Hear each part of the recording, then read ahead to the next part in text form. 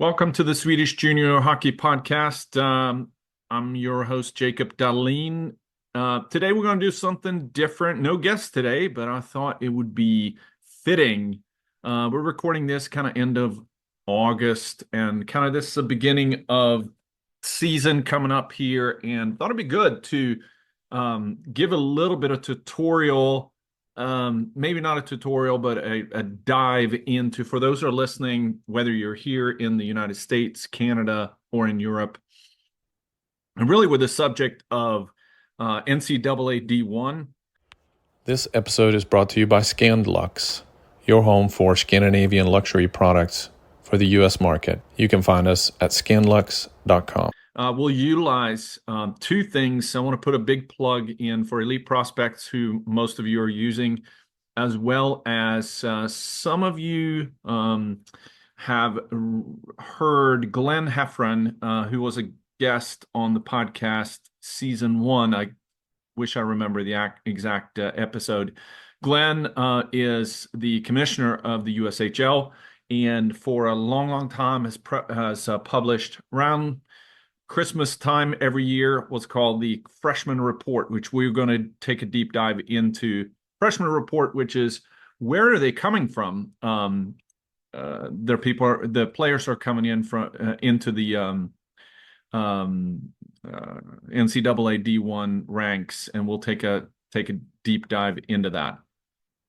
So let's do this. I'm going to share my screen, and hopefully this works. We have Elite Prospects open, and for you that don't have the, of course, you can use this on the free version. I have it's $12 a month. I think I use this every day, so $12 a month is not too high of a price. But I pulled up NCAA, so NCAA, and for those who are new to NCAA, that is the division. National Collegiate Athletic Association, I think it stands for. Not actually sure. Everybody say NCAA. But if you have NCAA Division 1 and Division 3, this is the one we want to click on. So I wrote down some stats in here I thought would be pertinent for us to discuss here. So there's 64 teams currently. So we're entering into the 24-25 season. So in 23-24, there was 1,140 players that was in NCAA. So so there's 64 teams divided up into the Atlantic, Big Ten, CCHA, ECAC, Hockey East, Independent, and NCHC. So what we see here is, of course, some of them are more competitive than others. You have the ECAC, which is all the Ivy League schools. You have Hockey East, which is traditionally the strongest. You see here, Frozen Four, Boston College, Boston University. And then you have some of these that are independent, that are not as strong, that are in here. So they're kind of broken down into different conferences here, similar to the how the football conferences are. But so let's say if we have 1,700 players in playing in NCAA. So about how many players play on a team? So I know that there's restrictions. I know there's some new rules coming out from NCAA regarding red shirts and these type of things. So that'll be affecting the rosters. But let's say between 25 and 30 players and goalies on a team. And of course, traditionally, you're going to see there's 4 years of eligibility, and you can redshirt a year. And then we had COVID season, so some of these kind of get affected in here. But let's say if and this is where I want to go to with the Glenn Hefferan report. So where are they coming from, and why are we talking about this? Is really for those players that are not their primary goal may not necessarily be to play professionally, or if their goal is to play professionally, the path to pro, unless you're a superstar, they going directly is going to be through NCAA. So when you talk to a lot of players, what's your goals? Well, I want to play D1. And everybody then get in this discussion of how do I get there? So I think this is why we want to talk about it. So first of all, how many each year? So let's switch now to Glenn's report. So I pulled this up from Twitter. So if you go to Glenn Hefferan, which is at Glenn Hefferan, two N's in Glenn, and Hefferan, big plug-in for his. He has a lot of posts on Twitter or X. So this one was published, I think, in December of December 24th of last year. This was last year's. So this is the latest one that he's published, and this is generated from research. This is not his opinion. This is factual research. They're coming from the colleges and databases that he pulls from every year. And it's just, so he's been doing this for, I think, 10 years. And so this is the last one. So what's interesting about this, 473 total players were freshmen. That means incoming first-year players in NCAA D1. So this is not all of NCAA, does not include D3, does not include U Sports in Canada. This is just NCAA D1, and this is how many freshmen are coming in. And now I'm going to flip through some of these so you can see there's this 1, 2, 3, 4 different pages that he has. We're going to start with this one. I think is the most interesting one. 473 total players. So where did they come from? 305 came from the US-based junior leagues. 150 came from Canadian-based leagues, and 18 came from European junior leagues. So all of that, if you add those together, 305, 150, and 18 totals 473. So that makes sense, right? So if you take 473 times 4, that comes up with about 1,700 some or 1,800 players, which is all the players in NCAA. So you got to think about the odds here.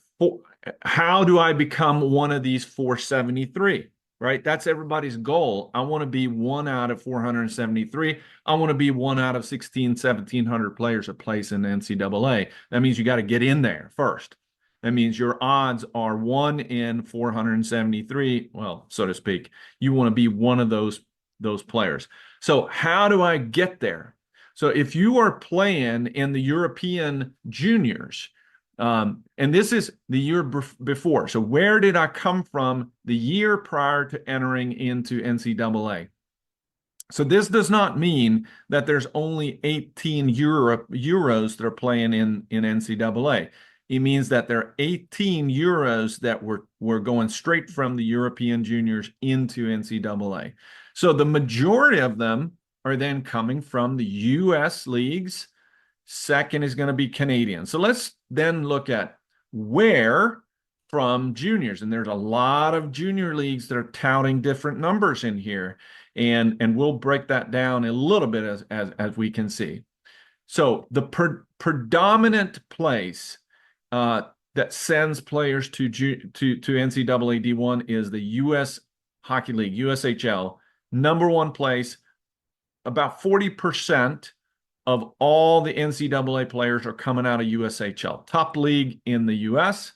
So what we don't see in here is going to be the OHL, WHL, and the Q, Tier 1 major juniors in Canada. Why is that? Because they're not eligible to play NCAA, right?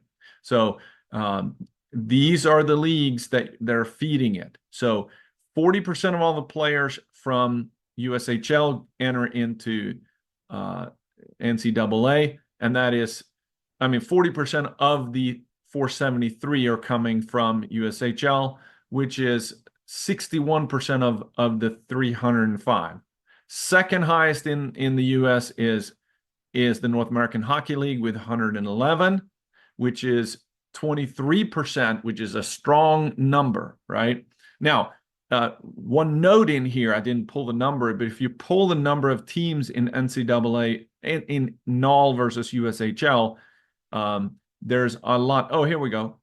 Total teams in the league, 16 teams, so about half as many teams in the USHL, but a lot more. So this is he's already thinking about this, Glenn, when he breaks this down. So about 12 players per team in the USHL make it in D1. Almost. So if you play in the USHL, very strong chance that you're going to be playing in the NCAA. In the NOL, about 4 players per roster per year is graduating from the NOL into NCAA. That totals, because there's 29 teams, that means 3.83 times 29 is 111. All right, what about NCDC? Tout for a lot of placements in NCAA. Well, what these numbers are showing you, that they're not going from NCDC directly into NCAA, but what you'll see if you did a search, there's a lot of players that are playing in the NCAA that has played in the NCDC. Excuse me. So that means that they played in NCDC, maybe made a jump into the NOL, or maybe jumped into one of the Canadian leagues and then made it into NCAA. But if you are in the NCDC and you're hoping that next year you're going to play NCAA, the chance there is not very great. 4 out of 473, which is 0.8% of all players in NCAA freshmen come from NCDC. Same thing, prep school and NA3, only 1 player from NA3. Now, as we know, NA3 feeds into NOL to a certain degree, that feeds then into NCAA. All right, what about the Canadian-based leagues? So BCHL is the top 17.5% of all players. So 83 out of 473 is 17.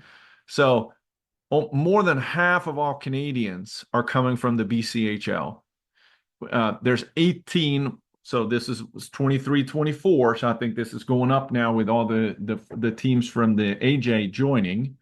4.61 players per roster. So what we see there is you can make a strong argument the BCHL is a better place than North American Hockey League because they place more players per team than the NOL. NOL puts more players, but there's more players per team in the BCHL. Now, whether that is going to go up or down, we'll see next year's report here for the 24-25 season. The AJ, which again, this has changed since because the top teams from the AJ joined the BCHL, so you're going to see a shift there.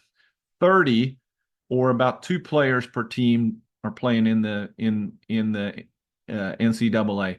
Now, does that mean what you typically don't see is a whole lot of these guys from the U.S. leagues going into U Sports, but you see a lot of these Canadian-based leagues that are, if you're not making NCAA, you're going to be playing in the U Sports or the Canadian university system. So OJHL is third, or about 1 or 3/4 of a player. Interesting here too, number of NHL drafts, 46 top 1 for USHL, 0 drafted players, but in the Canadian, so you see BCHL, AJ, and OJHL had some draft picks as well. So what does that mean if I'm playing in one of these teams? Same thing here. You're probably, if you play in the MJCC Saskatchewan leagues, these are so in the Ontario, you have both CCHL and OJHL 6 or 0.5 or 0.76. You see they're about equal here, OJHL and CCHL. Not a ton of them, 25 total. Um, not a ton of them, but what you do see a lot of them do is they may go from the CC into the BCHL, or you may go from CCHL into the North American Hockey League or the USHL, and then go into the league, into NCAA.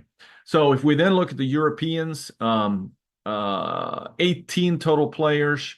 Now, what do we see here? Total teams in the league, 202. That counts all of the Europeans. But of course, there's a lot of them that don't go the NCAA route. I'm not going to spend any time in here really, but except for the what years are we talking about? We're really talking about 6 years. There's only one 06. This was the 23-24. Only one 06 that were a freshman. 29 05s, 75 04s. And then what we see, of course, here is that the majority of the freshmen for the 23-24s were 02s and 03s that have exhausted their junior eligibility. So if you're an 06, only one. So it'd be interesting to see who that player is, but it's probably got to be a stud that may or may not have played any juniors and go straight into NCAA, like Macklin Celebrini, or I think he's an 05 that played in NTDP. I think is where he played for a year or so in here, and very few 01s are freshmen. So that means that if we pull this from the 22-23, this probably would have been more in line of these numbers right in here. So if you break this down into where are they coming from? So I'm in North Carolina. So how many North Carolina players were freshmen in here? Let's go look at North Carolina. 0 out of the 281 U.S. players. Where did they come from? Well, the biggest state, Massachusetts, New York, 33, Minnesota, 61. Which province in Canadian born out of the 139? Ontario, Alberta, British Columbia, which is interesting. So that means that some of these that are coming from, they're playing the BC, are not necessarily coming from British Columbia. They're coming from other provinces to get in there. Out of the Europeans, 20 Swedes, 11 Finnish players.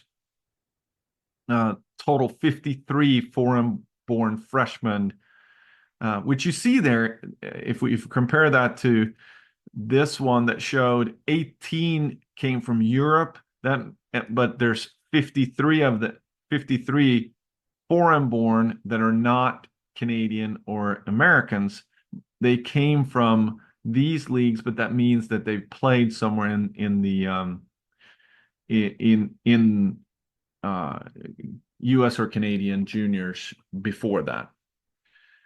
Let me see what else we can break this down into. This is going to be the district, the USA Hockey districts that are producing it out of that 281. Where are they coming from? But I really think this is the, oops, let me forward this on.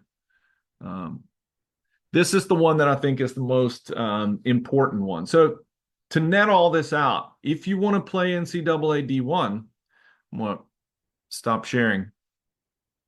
If you want to play NCAA,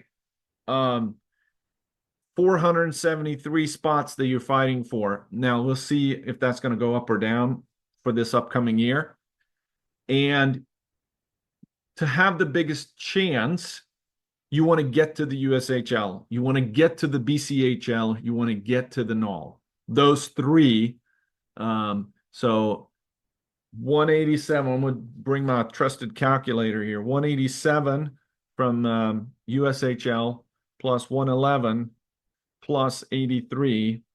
That is 381 divided by 473. That's 80% of all the freshmen are coming from those three leagues.